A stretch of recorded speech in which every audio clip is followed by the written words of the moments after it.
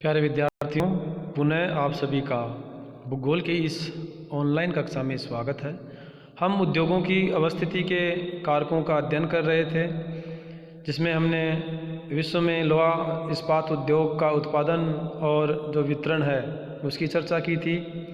इसी क्रम में आज हम जो विश्व का महत्वपूर्ण वस्त्र उद्योग है, सूती वस्त्र उद्योग, उसकी चर्चा करेंगे। तो सूती वस्त्र उद्योग का जो इतिहास है वो बहुत ही पुराना है। प्राचीन जो सभ्यताएं थी, जैसे कि सिंधु घाटी सभ्यता, मिस्र की, बेबीलोनी की सभ्यता, चीन की सभ्यता, या जो दक्षिण अमेरिकी मैक्सिको माया सभ्यता है, तो उनमें भी सूती वस्त्रों का निर्माण किया जाता था। तो सूती वस्त्रों का जो निर्माण है बहुत प्राचीन समय से होता आ रहा है। सूती वस्त्र उद्योग में जो मुख्यतः कच्चा माल होता है वो कपास होती है। तो इस उद्योग से संबंधित अर्थात जो सूती वस्त्र उद्योग के कारखाने हैं या बड़े बड़े केंद्र हैं, तो इनकी जो मिलें हैं वो उन्हीं क्षेत्रों में लगाई जाती हैं जहां इनसे संबंधित जो स्थानीयकरण कारक होते हैं। अर्थात स्थानीयकरण कारक से तात्पर्य है कि वो कारण जिनकी वजह से उस उद्योग को कच्चा माल मिले या शक्ति के संसाधन मिले। तो कुछ महत्वपूर्ण जो तत्व हैं उनमें कच्चा माल है जो कपास है। तो कपास जिन क्षेत्रों में होता है वहीं पे इस क्षेत्र की मिलें लगाई जाती हैं, लेकिन कपास जो है ढोने में आसान होता है, अर्थात इसका जो परिवहन है वो आसान होता है और सस्ता पड़ता है। इसलिए सूती वस्त्र के कारखाने अधिकतर बाज़ार के आसपास ही लगाए जाते हैं, अर्थात जो वहाँ जनसंख्या का केंद्रण अधिक होता है तो उन क्षेत्रों में इसके कारखाने मिलते हैं, क्योंकि वहाँ सूती वस्त्र उद्योग के लिए श्रमिकों की आवश्यकता होती है। तो उस क्षेत्रों से श्रमिक भी सस्ते मिल जाते हैं। तो कपास वाले क्षेत्रों में ही सूती वस्त्र उद्योग के कारखाने भी लगाए जाते हैं। इसके अलावा शक्ति के साधन हैं, तो जो भी मशीनें हैं उनको चलाने के लिए शक्ति की आवश्यकता होती है। तो पहले जो शक्ति है वो कोयले पे आधारित थी, धीरे धीरे शक्ति का जो रूप है वो अब जल विद्युत ने ले लिया है। तो जल विद्युत से आसानी से जो है बिजली पहुंचाई जा सकती है। इसके अलावा जो जलवायु है इस उद्योग के लिए काफ़ी महत्वपूर्ण रही है प्राचीन समय में, क्योंकि सूत कातने के लिए या धागा बनाने के लिए आर्द्र या नम जलवायु की आवश्यकता होती है, क्योंकि जो शुष्क जलवायु होगी तो जो धागा है या तंतु है वो टूट जाता है। तो इन कारखानों में नमी होनी चाहिए जहाँ धागे बनते हैं, तंतु बनते हैं। लेकिन वर्तमान समय में कृत्रिम विधियों से आर्द्रता बनाई जा सकती है, तो जलवायु अभी इतनी महत्वपूर्ण नहीं रही। लेकिन पहले जब कृत्रिम उपाय नहीं थे उस वक्त ये जलवायु एक बड़ा फैक्टर माना जाता था। इसके अलावा जलापूर्ति है, तो जहाँ स्वच्छ जल होगा वहीं इस उद्योग का जो है स्थानीयकरण होता है, या जल भी इसको प्रभावित करता है, क्योंकि कपड़े धोने, रंगाई छपाई के लिए भी पानी की आवश्यकता होती है। बाजार, तो बाजार से तात्पर्य है जहाँ जनसंख्या का जमावड़ा अधिक हो या जनसंख्या अधिक पाई जाती हो। तो जनसंख्या दो रूपों में काम करती है, एक तो श्रमिक मिल जाएंगे सस्ते और कुशल, दूसरे जो तैयार माल है उसका जो है खपत वो उसी क्षेत्र में हो जाएगी। तो इस तरह बाज़ार भी इस उद्योग को प्रभावित करता है। अधिकतर जो कारखाने हैं वो बाज़ार के आसपास भी लगाए जाते हैं। श्रमिकों की आवश्यकता होती है, तो इस उद्योग के लिए कुशल और सस्ते श्रमिक चाहिए। परिवहन के साधन प्रत्येक उद्योग में आवश्यकता पड़ती है, तो इस उद्योग में भी परिवहन के साधनों का प्रभाव पड़ता है। पूंजी है तो पूंजी भी प्रभावित करती है। तो ये कुछ कारण हैं जिनकी वजह से सूती वस्त्र उद्योग का जो वितरण है वो विश्व के कुछ मुख्य देशों में हुआ है, जिनकी चर्चा हम करेंगे। अगर सूती वस्त्र उद्योग के उत्पादन और वितरण की बात करें तो विश्व स्तर में कुछ जो मुख्य देश हैं यहाँ इसका जो उत्पादन व वितरण है वो अधिक देखने को मिलता है। तो चीन है, भारत है, संयुक्त राज्य अमेरिका है, ग्रेट ब्रिटेन, रूस, जापान, ये कुछ मुख्य बड़े देश हैं जहाँ सूती वस्त्र उद्योग के बड़े बड़े केंद्र हैं या जहाँ उत्पादन अधिक होता है। चीन में अगर अपन देखें तो चीन में शंघाई जो है यहाँ सूती वस्त्र जो मिलें हैं वो अधिक हैं, इसलिए चीन में शंघाई को चीन का मैनचेस्टर कहते हैं। अब मैनचेस्टर क्या है? ग्रेट ब्रिटेन में जो मैनचेस्टर है, जहाँ लंकाशायर क्षेत्र में, तो वहाँ प्राचीन समय में वो सूती वस्त्र का बड़ा केंद्र रहा है। अब ग्रेट ब्रिटेन के अधिकतर उपनिवेश थे, या यूँ कहे कि ग्रेट ब्रिटेन का अधिकतर देशों पर अधिकार था, तो उन देशों से कच्चा माल वो वहाँ ले जाते थे और वहाँ सूती वस्त्र निर्मित करते थे, तो उस समय वो बड़ा केंद्र रहा है।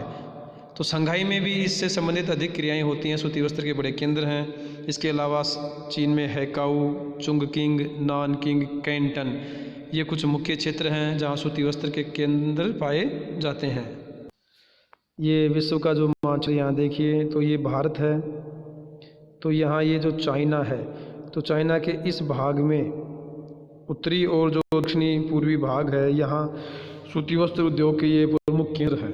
अब अगर आपसे ये कोई पूछे कि चीन में इसी क्षेत्र में अधिकतर कारखाने क्यों हैं, तो आप आसानी से बता सकते हैं कि यहाँ इसके लिए जो कच्चा माल है, कपास है, और परिवहन के साधनों की व्यवस्था है, कुशल श्रमिक हैं, और यहाँ मांग भी अधिक है।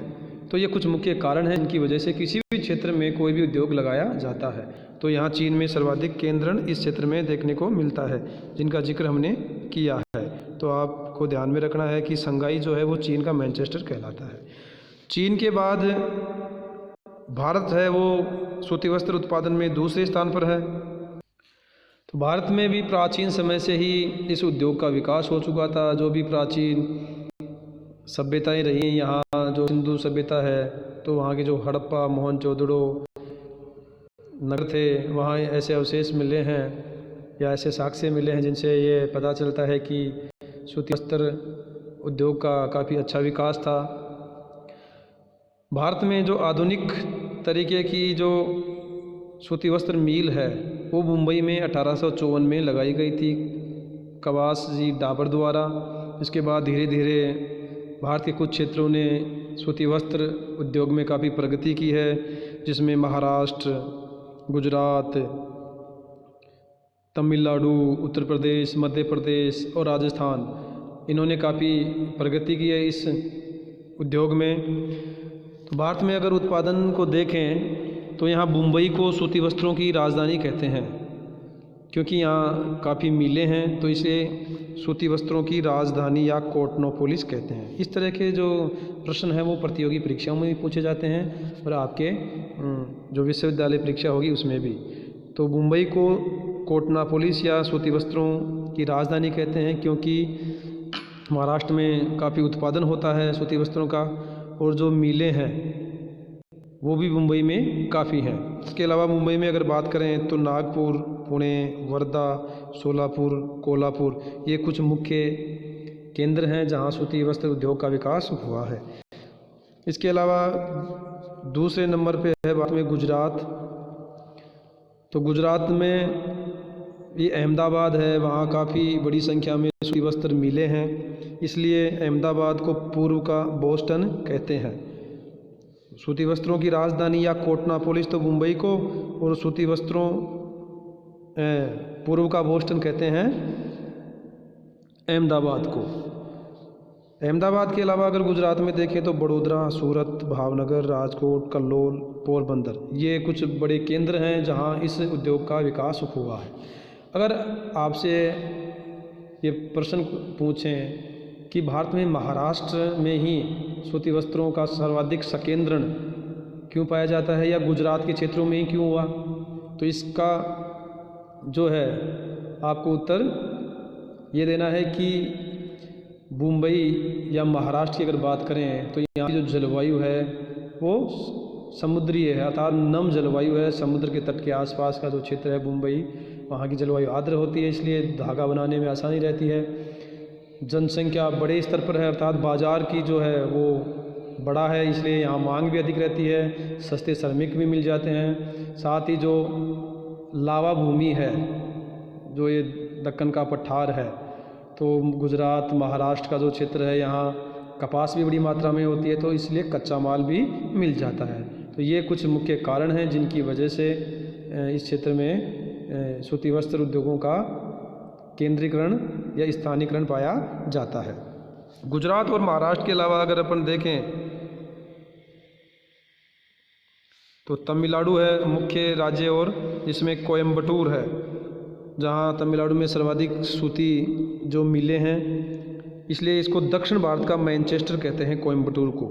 कोयम्बटूर के अलावा जो है तिरुनेलवेली, मदुरै, रामनाथपुरम, सेलम, चेन्नई, ये तमिलनाडु के अन्य नगर हैं जहाँ सूती वस्त्र उद्योग की मिलें स्थापित हैं। इसके बाद में उत्तर प्रदेश, तो उत्तर प्रदेश का जो मुख्य शहर है वो है कानपुर। तो कानपुर को भारत का मैनचेस्टर या उत्तर भारत का मैनचेस्टर भी कहते हैं। इसके अलावा यूपी में मोदीनगर, मुरादाबाद, सहारनपुर, अलीगढ़, हाथरस, वाराणसी, ये बड़े नगर हैं जहां सूती वस्त्र उद्योग का सही विकास हुआ है। पश्चिम बंगाल को अगर देखें तो यहाँ हुगली, हावड़ा, 24 परगना आदि नगरों में इस उद्योग के कारखाने देखने को मिलते हैं। और कोलकाता का जो होजरी वस्त्र उद्योग है वो बड़ा ही प्रसिद्ध है। राजस्थान की अगर बात करें तो यहाँ का जो भीलवाड़ा है, तो यहाँ भीलवाड़ा में जो है इसे सूती वस्त्रों के आधार पर बड़ी पहचान मिली है। यहाँ कपड़ा जो मिले हैं बड़े स्तर पर पाई जाती हैं, क्योंकि भीलवाड़ा के आसपास का जो क्षेत्र है, चित्तौड़ है, भीलवाड़ा हो गया और राजसमंद, उदयपुर, इस क्षेत्र में कपास बड़ी मात्रा में होती है, तो कच्चा माल अच्छा मिल जाता है। और साथ ही कांडला जो बंदरगाह है वहाँ से जो माल है वो निर्यात की भी सुविधा है। तो बड़े पैमाने पर यहाँ सूती वस्त्र उद्योगों के कारखाने देखने को मिलते हैं। तो बाज़ार, कच्चा माल, परिवहन के साधन, इन सभी की सही अवस्थिति होने के कारण यह उद्योग यहाँ अधिक विकसित हुआ है। इसके अलावा पाली, गंगानगर, जयपुर, उदयपुर, कोटा, ये कुछ मुख्य हैं। तो भीलवाड़ा को राजस्थान का मैनचेस्टर भी कहा जाता है, क्योंकि यहाँ सूती वस्त्र उद्योग का अधिक विकास हुआ है।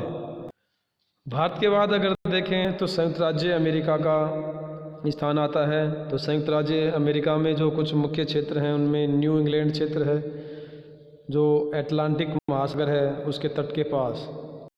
तो यहाँ के फॉल रिवर, लावेल, प्रोविडेंस, मैनचेस्टर, बोस्टन, मैनचेस्टर यहाँ भी एक है, लेकिन जो मुख्य मैनचेस्टर है जिसका जिक्र हमने किया वो ग्रेट ब्रिटेन में है।